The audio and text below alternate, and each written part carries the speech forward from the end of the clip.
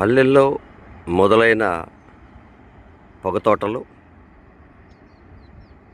ప్రకాశం జిల్లాలో అత్యధిక భాగానికి వ్యవసాయ ఆధారంగా ఉన్న పంట పొగాకు పంట. కాలక్రమేణా దానిపై ప్రభుత్వాలు అనేక ఆంక్షలు పెడుతున్నప్పటికీ వ్యవసాయదారులు దాన్నే ప్రధానమైన పంటగా, సీజనల్ పంటగా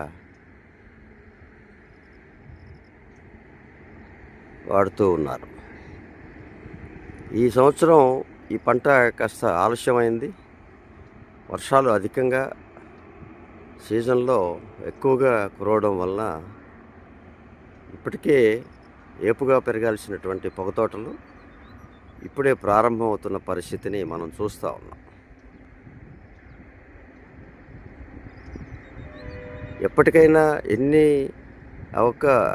ఒడిదుడుకులు వచ్చినా కూడా పొగాకు పంట నష్టాన్ని ఇవ్వదని, కష్టాన్ని గుర్తించి దానికి నష్టం లేకుండానే అయినా మనల్ని, రైతుని బ్రతికిస్తుందని నానుడి ఈ రైతుల ద్వారా మనం వింటూ ఉన్నాం. అలాంటి ఈ పంట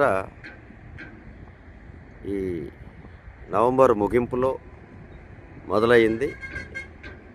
ప్రకాశం జిల్లా మద్దిపాడు ఆ పరిసర ప్రాంతాల్లో, ముఖ్యంగా ఇది గుండ్లాపల్లి గ్రామంలో ఈరోజు ఉదయాన్నే నాటు వేస్తున్నటువంటి కూలీలు, దాన్ని పర్యవేక్షిస్తున్న రైతులను చూస్తూ ఉంటే పరిస్థితిని చిత్రీకరించడం జరిగింది.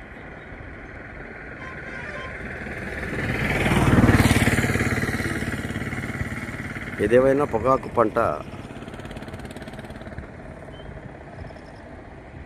పై అనేక ఆంక్షలు ఉన్నప్పటికీ రైతుల కాంక్ష దీన్ని వెనుకే ఉన్నందువలన ఇప్పటికీ అది కొనసాగుతూ ఉంది.